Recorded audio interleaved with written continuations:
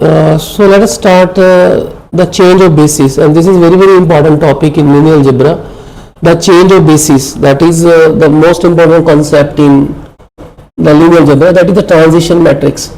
Suppose we have two bases B1 having basis V1, V2, Vn, and B2 is W1, W2, Wn, be basis of vector space. And because we know that any vector belonging to the vector space can be written as the linear combination as basis vector. Whenever I have to find the change of basis from B1 to B2, then what I do, I will take element of B2 and I will write it as a linear combination of B1. Okay, so जो coefficient matrix में करते थे उससे बिल्कुल थोड़ा सा different है. So try to understand that कि अगर मेरे को ट्रांजिशन मैट्रिक्स लिखना है B2, okay, B2 to B1 to B2, तो what I do, I will take the element of B2 and I will write it as a linear combination of B1, and then I will take the coefficient matrix and then I will take the transpose. So let us do that. B1 B2 दो basis है, तो basis का मतलब है कि any vector belonging to the vector space can be written as a linear combination of basis vector. तो W1 vector space का element है, तो मैं इसको बेसिस वेक्टर B1 का कॉम्बिनेशन लिख सकता हूँ. तो this point is very important. W1 क्योंकि बेसिस B2 है, उसके एलिमेंट्स को मैंने लीनियर कॉम्बिनेशन लिख दिया B1 का. W2 को भी लिख दिया ऐसे कॉम्बिनेशन एंड Wn को भी लिख दिया ऐसे ही. Okay, so then the coefficient matrix is, the coefficient matrix क्या आएगा, alpha 11, alpha 21, alpha n1, alpha 12, alpha 22 and then alpha n2, then a1n, a2n and then ann. तो ये लिख दिया. उसके बाद इसका ट्रांसपोज लेना है. ट्रांसपोज लेके जो मैट्रिक्स बनेगा that is the transition matrix. तो इसको P को जो बोलेंगे, दिस इज ट्रांजिशन ट्रांसपोज या transition matrix from basis B1 to basis B2. That is, this is, try to understand this point. Transition matrix from B1 to B2 का मतलब है B2 के एलिमेंट को we will write element of B2 as a linear combination of B1. Okay, तो matrix में लिखने का तरीका क्या आएगा, that is we write matrix ऐसे बनेगा, that is alpha 11, alpha 12, alpha 13, alpha 1n and then alpha 21, alpha 22 and alpha 2n, then alpha n1, alpha n2 and then alpha nn. Okay, so I'm taking both are same. Now जब मैं transpose लूंगा तो ये वाली रो जो है वो यहाँ पे आएगी, है ना. This is alpha 11, alpha 21. तो इसलिए मैंने पहला जो मैट्रिक्स जब लीनियर कॉम्बिनेशन लिखा तो उसके लिए मैंने जानबूझ के ऐसे लिए alpha 11, alpha 21, then alpha n1, क्योंकि जब ट्रांसपोज करूंगा तो I will get the same this matrix जो हमें सिंपल मैट्रिक्स की फॉर्म में होता है. तो let us do one question. तो let us see that one question from this one. Look at this example. Example 2. Consider the following basis. इसके basis B1 and B2 है. Find the transition matrix P and Q from basis B1 to B2. तो आपको ये ध्यान में रखना है कि B1 से लेके B2 तक जाना है. इसका मतलब B2 के एलिमेंट को B1 का कॉम्बिनेशन लिखना है. So try to understand this point. We will write B2 as a combination of B1. Okay. So what we do? First of all, B1 is 1 0 0 1 and B2 is 1 2. तो B2 का element पहला 1 2 है, उसको मेरे को linear combination लिखना है 1 0 का. ये सिंपल ही है, तो I can write 1 1 0 and then 2 time 0 1. और जो दूसरा एलिमेंट है that is 2 3 that will be equal to 2 time the first vector 1 0 and 3 time the second vector. तो मेरे को अगर ट्रांजिशन मैट्रिक्स फाइंड करना है तो क्या करूंगा, I will take the coefficient 1 2 2 3, then I will take the transpose. So I will get 1 2 2 3. तो this is my transition matrix from B1 to B2. Okay, अगर मेरे को उल्टा करना पड़ेगा कि if I have to find transition matrix Q from basis B2 to B1, तो आपको दिमाग में रखना है कि B2 to B1 का मतलब है, B2 to B1 का मतलब है कि B1 के एलिमेंट को B2 का कॉम्बिनेशन लिखना है. अब थोड़ा सा प्रॉब्लम आएगा कि मेरे को 1 0 को कॉम्बिनेशन लिखना है 1 2 का एंड 2 3 का. अब तो सिंपल मेथड नहीं है, तो इसलिए फिर वही करेंगे जैसा हम ट्रांसफॉर्मेशन को फाइंड करने के लिए करते थे कि एनी एलिमेंट ले लिया x y, then I will write alpha time the first vector and beta time the second vector, then I will find alpha beta in terms of x and y. तो simple तरीका ये multiply कर दिया, add कर दिया, equate किया. दो order pair है, दोनों को क्रिएट कर दिया, पहला पहले के इक्वल, दूसरा दूसरे के इक्वल, तो वहां से मैंने अल्फा बीटा का वैल्यू इसने ए बी लिया तो मैं ए बी में निकाल लूंगा, अगर मैंने एक्स वाई लिया तो एक्स वाई में निकाल लूंगा, तो यहाँ पे ए बी लिया उसने तो ए बी में इसका वैल्यू आ गया। इसका मतलब अगर कोई भी आर स्क्वायर का एलिमेंट है तो it can be written as -3a + 2b time first vector, 2a - b time second vector. Now मैंने क्योंकि बेसिस चेंज ऑफ बेसिस करना है b2 टू b1, तो मेरे को b1 के एलिमेंट को लीनियर कॉम्बिनेशन लिखना है b2 के एलिमेंट में, तो व्हाट आई डू 1 0, सो इसको लिखना है मेरे को 1 2 और 2 3 के कॉम्बिनेशन में, तो what I do I will use this result, ऊपर जो हमने प्रूव किया ये वाला यूज करेंगे, -3 time a + 2 time b, so -3 into 1 is -3, 2 into 0 is 0, first vector plus 2 into first vector 2 into 1 -0, this is -3 into 2, तो ये पहला जो रो वेक्टर है वो मेरे पास आ गया -3 and 2। अब दूसरा एलिमेंट लो 0 1, उसको लिखो linear combination, same result -3 into 0 plus 2 into 1, तो 2 ही आ जाएगा, देन 2a - b 2 into 0 -1, तो अपने पास ये भी आ गया। तो इसका मतलब जो Q है वो अपने पास आ गया, कोएफिशिएंट मैट्रिक्स आ गया -3 2 एंड 2 -1, तो इसका ट्रांसपोज ले लो, that will give you the required transition matrix.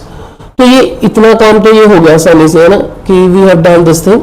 No question is कि अगर वो पेपर में कुछ और चीजें पूछता है, लेट अस सी दैट, उसने थ्योरम में ये चीजें पूछी है कि show that, look at this question, that is show that कि v of b1 v respect to b1, यानी कि coordinate vector of v respect to basis b1, यानी कि v को b1 का लीनियर कॉम्बिनेशन लिखना है, and this is equal to p time v b2। इसका मतलब होगा कि coordinate vector of v with respect to basis b2, यानी कि v वेक्टर जो भी लोगे आप x y, उसको लीनियर कॉम्बिनेशन लिखना है b2 के बेसिस वेक्टर का। ओके, देन बस इसको मल्टीप्लाई करो and you will see that कि दोनों आपस में सेम आएंगे। एंड सेकंड रिजल्ट देखो ये क्या लिखा हुआ है, this is also interesting point, क्योंकि कोएफिशिएंट मैट्रिक्स भी साथ में इन्वॉल्व किया हुआ है। तो t रिस्पेक्ट टू b2 का मतलब कोएफिशिएंट मैट्रिक्स और t रिस्पेक्ट टू b2, यानी कि आपको b2 के रिस्पेक्ट टू t निकालना है coefficient matrix, and t respect to b1 निकालना है। Okay, t respect to b1, then you have to simplify this. Let us try this one. तो transition matrix का बेसिक हमें समझ आ गया कि जब मुझे b1 से b2 तक जाना है तो मुझे b2 के एलिमेंट को b1 का कॉम्बिनेशन लिखना है।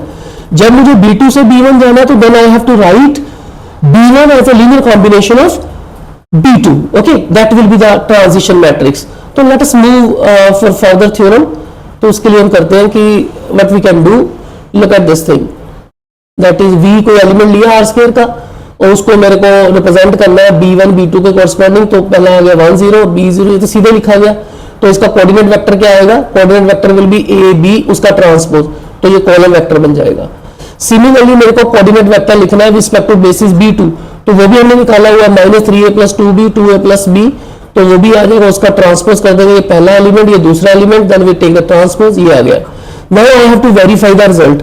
तो रिजल्ट वेरीफाई करने के लिए क्या करेंगे, मल्टीप्लाई करना है। बस ये चीज ध्यान में रख लेना कि P कौन सा ट्रांजिशन मैट्रिक्स है। P ट्रांजिशन मैट्रिक्स था B1 से B2, Q ट्रांजिशन मैट्रिक्स था B2 टू B1। बस उसको मल्टीप्लाई करो, P को मल्टीप्लाई किया कोऑर्डिनेट वेक्टर से, तो 2/2 का मैट्रिक्स है, वो 2/1 का है, तो मल्टीप्लाई हो जाएगा, then you right hand side के इक्वल आ जाएगा, and this verify the result.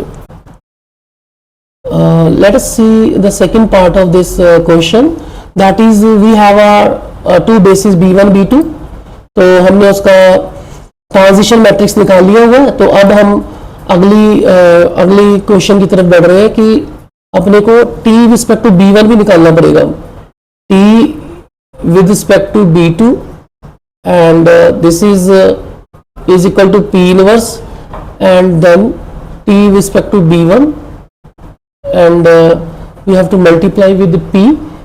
तो p is the transition matrix, वो हमने कैलकुलेट कर लिया b1 to b2।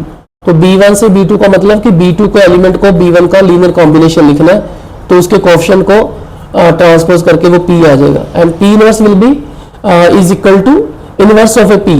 तो इनवर्स वेक्टर भी निकालना आसान है अगर अपन को हमें एडजॉइंट पता है p का, and then we divide by its determinant, then we calculate this one. The question arises कि how to find t respect to b1 and how to find t with respect to b2. Okay, how to find t with respect to b1 and how to find t with respect to b2. तो वो वही technique है कि हमें जो भी basis vector दिए होंगे उनको b1 का लीनियर कॉम्बिनेशन लिखना है. ओके, तो उसकी इमेज देखने के बाद after seeing the image we have to find the coefficient in the terms of b1. अगर b with respect to b2 होगा तो देन इमेज जो आएगा उसको b2 का लीनियर कॉम्बिनेशन लिखना है. तो let us see that. Let us come back to that question. Now look at the t with respect to b1. तो पहला ये चीज कंफर्म होना चाहिए कि this mapping is given txy is given to be this 2x minus 3y, x plus y. तो मेरे को t with respect to b1 निकालना है और जो b1 है वो एलिमेंट है 1 0, 0 1. ये स्टैंडर्ड बेसिस है. तो मेरे को 1 0 का पहले इमेज देखूंगा. 1 0 का इमेज क्या आएगा? 1 0, 2 into 1 minus 3 into 0, 1 plus 0. So this is 2 into 1 is 2 and 1 into 1 plus 0 is 1. So 2 1 आ गया. मेरे को इसको लीनियर कॉम्बिनेशन लिखना है बेसिस वेक्टर का. बेसिस वेक्टर सिंपल है e1 e2. तो I can simply write 2 time first vector 1 time second vector. ये अपना काम हो गया. फिर 0 1 का इमेज देखेंगे इसी मैपिंग के अंदर. अगर mapping is 2 into 0 minus 3 into 1, 0 plus 1. तो इस मैपिंग के अकॉर्डिंग इसका इमेज -3 1 आ गया. तो अब क्योंकि मेरे को कोएफिशिएंट मैट्रिक्स निकालना है तो कोएफिशिएंट मैट्रिक्स में मैं इसको लीनियर कॉम्बिनेशन लिखूंगा बेसिस का. That is -3 time the first vector 1 time the 0 1. क्योंकि स्टैंडर्ड है तो लिखना आसान है. तो अब मेरे पास कोएफिशिएंट आ गए 2 1 -3 1. तो I will write 2 1 -3 1. Then I take the transpose 2 -3 1 1. तो ये अपने पास कोएफिशिएंट मैट्रिक्स आ गया t का with respect to basis b1. This is coefficient matrix of t with respect to b1. Now I am interested in t with respect to b2 कि b के respect to निकाले. Same technique. Okay, same technique. Now but I have to find b2. और इस तरफ जो r square से r square तक mapping है उसका बेसिस वेक्टर चेंज हो गया. 1 2 आ गया एंड दूसरा वेक्टर आ गया अपने पास 2 3. तो पहले मैं 1 3 का इमेज देखूंगा मैपिंग के अंदर. तो इमेज में क्या आएगा? 2 यानी कि अगर 1 2 का इमेज देखो आप तो 1 2 का इमेज आ जाएगा 2 time 1 minus 3 time b is y is 2. Okay, यानी कि 2 minus 6 that is -4. okay, then look at the y coordinate. The y coordinate will be x plus y. x plus y means 1. अपना image है -4 plus 3. तो -4 plus 3 is -1. तो अपने पास sorry image जो है 1 2 से आएगा. 1 2 का मतलब हो गया 1 plus 2 that is 3. तो कोऑर्डिनेट जो इमेज का कोऑर्डिनेट है वो -4 3 आ गया. नाउ मेरे को इसको बेसिक के कॉम्बिनेशन में लिखना 1 2 2 3 में. तो ये सीधे नहीं लिखे जा सकेंगे. तो इसके लिए हमें पहले थोड़ा सा होमवर्क करना पड़ेगा जैसा हम ट्रांसफॉर्मेशन फाइंड करते वक्त करते हैं. Look at this thing.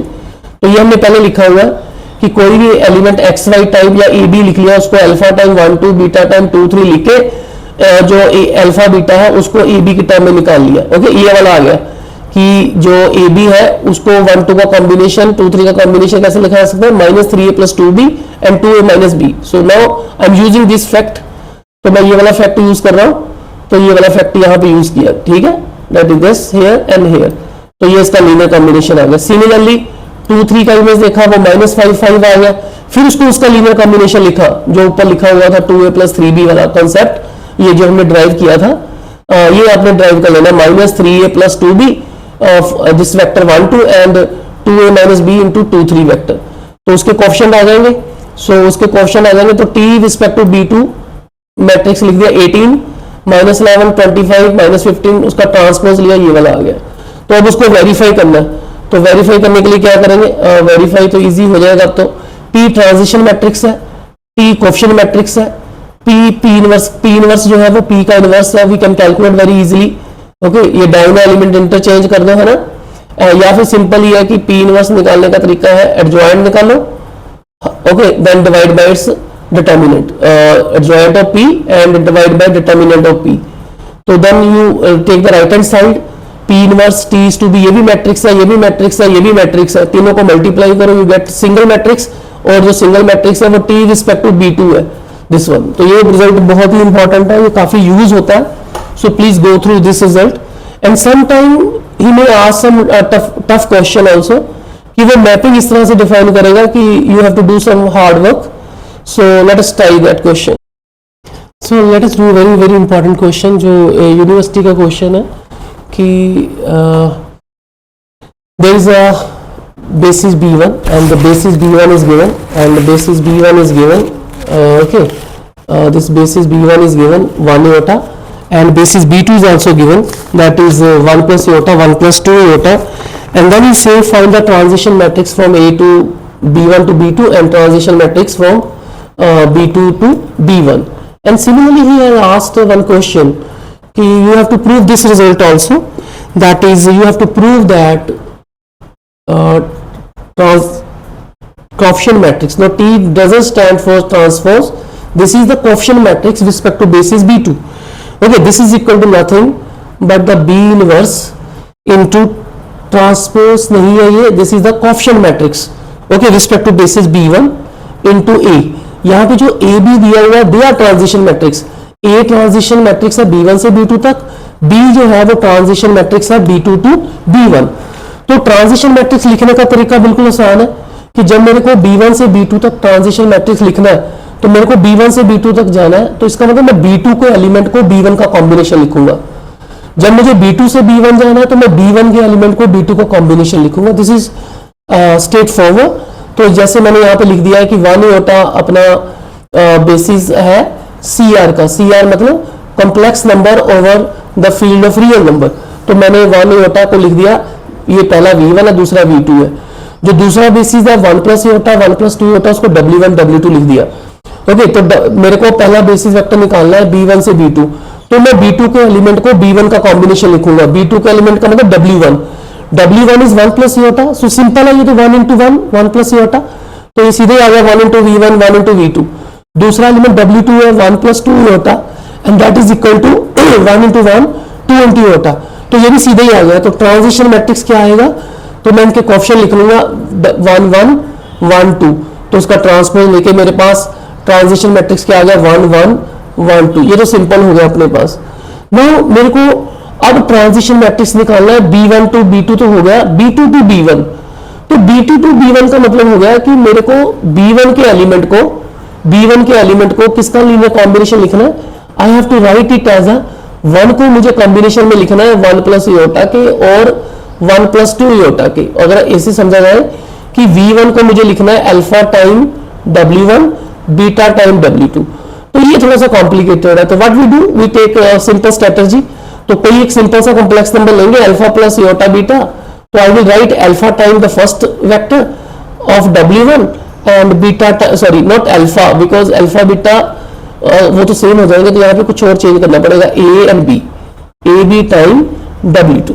Okay, तो ये टेक्निक यूज करेंगे कि अल्फा iota बीटा एक कॉम्प्लेक्स नंबर ले लिया जनरलाइज्ड, तो उसको A टाइम फर्स्ट जो लिखा था 1 प्लस iota किसका था, मेरे को लिखना है B1 को B2 का कॉम्बिनेशन, यानी कि B2 का मतलब होगा 1 प्लस iota और 1 प्लस 2 iota का.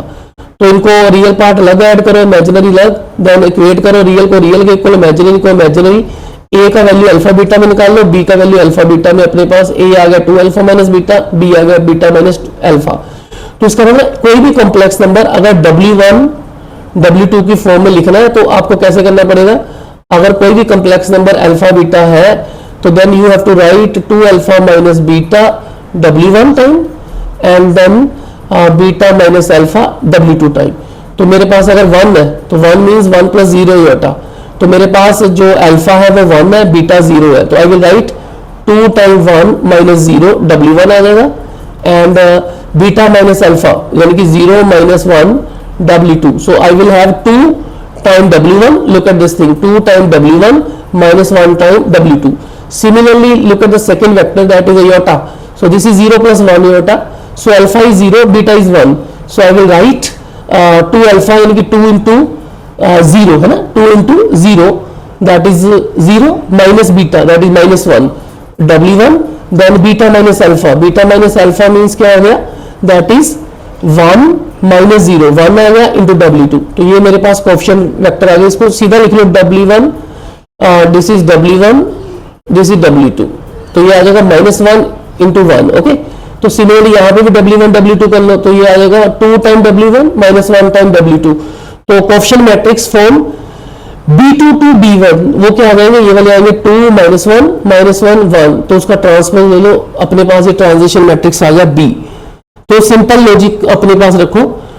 तो उस क्वेश्चन में जो था वो मैपिंग थोड़ा सा मेंशन यहाँ पे करना चाहिए था। तो मैपिंग जो थी इसके लिए T mapping is TV is equal to V bar for all V belongs to CR। देखो CR जो है वो सेट ऑफ कॉम्प्लेक्स नंबर है, तो अगर मेरे को कोई Z लिख के देता तो मेरे को समझना आसान होता कि Z is a complex number and mapping क्या कर रहा है, उसका कंजुगेट निकाल रहा है। यानी कि अगर मैं कोई भी complex number x plus eta y लूंगा तो वो आ जाएगा x minus eta Y.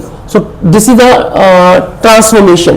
Okay, so करना क्या है, क्योंकि ट्रांसफॉर्मेशन का जो वैल्यू का जरूरत हमें पड़ेगा जब हम कोएफिशिएंट मैट्रिक्स निकालेंगे respect to basis B1 and B2। तो this thing is very very important. तो मैपिंग इज वेरी इंपॉर्टेंट। तो काफी सारे बच्चे जो है यहीं पे गड़बड़ करते हैं क्वेश्चन की। So TV is equal to V bar, V is a set of V belongs to set of complex number over the real, यानी कि वेक्टर स्पेस जो है वो कॉम्प्लेक्स नंबर का है, जो फील्ड है वो रियल नंबर है। तो मुझे अगर B1 के रिस्पेक्ट टू कोएफिशिएंट मैट्रिक्स निकालना है तो मेरे पास जो B1 है, B1 के बेसिस वेक्टर दिए 1 एंड एटा, एंड जो B2 है उसके बेसिस वेक्टर दिए हुए 1 प्लस एटा एंड 1 प्लस 2 एटा। तो मेरे को पहले B1 के ऊपर कॉन्सेंट्रेट करना है 1 एंड एटा। पहले मैं 1 का इमेज देखूंगा मैपिंग के अंदर, 1 इज 1 प्लस 0 एटा, सो 1 का कंजुगेट 1 ही आ जाएगा। देन 1 को मेरे को कॉम्बिनेशन में लिखना है B1 के, तो 1 can be easily written as 1 into 1 plus 0 eta. Okay, plus 0 एटा, यहाँ पे प्लस आएगा। देन दूसरा एलिमेंट एटा, एटा का इमेज देखूंगा वो एटा कंजुगेट आ जाएगा, तो माइनस एटा आ जाएगा। माइनस एटा का मतलब हो गया 0 माइनस 1 एटा, तो I can right 0 into 1 minus 1 into एटा। तो रियल पार्ट आ गए, सॉरी जो कोएफिशिएंट है वो 1 एंड 0 एंड 0 एंड माइनस 1 आ गए, उसका ट्रांसपोज निकालूंगा तो मेरे पास coefficient matrix respect to B1 आएगा। तो कोएफिशिएंट मैट्रिक्स का मतलब हो गया coefficient matrix with respect to basis B1 कि मैं B1 के एलिमेंट का इमेज लूंगा और उस इमेज को B1 के ही लीनियर कॉम्बिनेशन में लिखूंगा। ओके, ये ध्यान से समझने वाली चीज है। एंड देन अब मुझे T रिस्पेक्ट टू B2 निकालना है, तो B2 के एलिमेंट का इमेज देखूंगा और उसको उसी का लीनियर कॉम्बिनेशन लिखूंगा। तो उसके लिए मेरे को जरूरत पड़ेगा अल्फा प्लस एटा भी, जो हम पहले कर चुके हैं कि 1 प्लस एटा और 1 प्लस 2 एटा के कॉम्बिनेशन में लिखना, ये हम ऊपर ड्राइव कर चुके हैं। तो first of all I will take the image of 1 plus eta, तो वो उसका कंजुगेट आएगा 1 माइनस एटा। तो इसका मतलब होगा ये कॉम्प्लेक्स नंबर बन गया 1 माइनस 1, यानी कि अल्फा 1 है बीटा माइनस 1 है। तो I will write 2 into 1 minus beta, minus minus plus 2 plus 1 is 3, तो यहाँ पे 3 आ गया। तो देन दूसरा आएगा beta minus alpha, minus 1 minus 1, this is minus 2, तो minus two time this one. Similarly next element 1 plus 2 एटा, उसका इमेज आएगा उसका conjugate 1 minus 2 eta. Then here is again alpha is 1, beta is minus 2, so first of all I will write 2 alpha minus beta, तो 2 into 1 and then minus minus plus 2, 2 plus 2 is a 4. Okay, then here is beta minus alpha, minus 2 minus 1 is minus 3. तो coefficient सीधे आ जाएंगे अब। तो पहले coefficient आ गया 3 minus 2, दूसरा आ गया 4 माइनस 3। तो मेरे पास ये कोएफिशिएंट मैट्रिक्स आ गया, that is coefficient matrix, this is coefficient matrix of T respect to B। A transition matrix दिया था क्योंकि मेरे को एक रिजल्ट प्रूव करना है, तो उसमें ए यूज करना है, ए का इनवर्स यूज करना है। A is a transition matrix from B1 to B2, वो हम कैलकुलेट कर चुके हैं। तो उसका डिटरमिनेंट चेक किया, एडजॉइंट निकाला, डिवाइड किया। अगर आप ध्यान से देखो तो जो डायगोनल एलिमेंट है वो इंटरचेंज हो गए, 1 2 बन गया, 2 1 बन गया। और जो diagonal element, non diagonal element है उनके साइन चेंज कर देंगे। अगर सिंपल वे में इनवर्स निकालना हो तो जो डायगोनल एलिमेंट्स है उनको इंटरचेंज कर दो और जो नॉन डायगोनल उनके साइन चेंज कर दो and then divide it by a determinant. अब मेरे को ये रिजल्ट चाहिए था, A inverse T respect to B1 into A. A inverse का मतलब कि ए जो था वो ट्रांजिशन मैट्रिक्स था, उसका इनवर्स है, वो हमने निकाल लिया। T रिस्पेक्ट टू B1 का मतलब था coefficient matrix of T respect to basis B1। उन तीनों को मल्टीप्लाई किया, एक मैट्रिक्स आ जाएगा, वो कोई और नहीं होगा, that is the coefficient matrix of B2। So you can go through this question. So this ends our syllabus.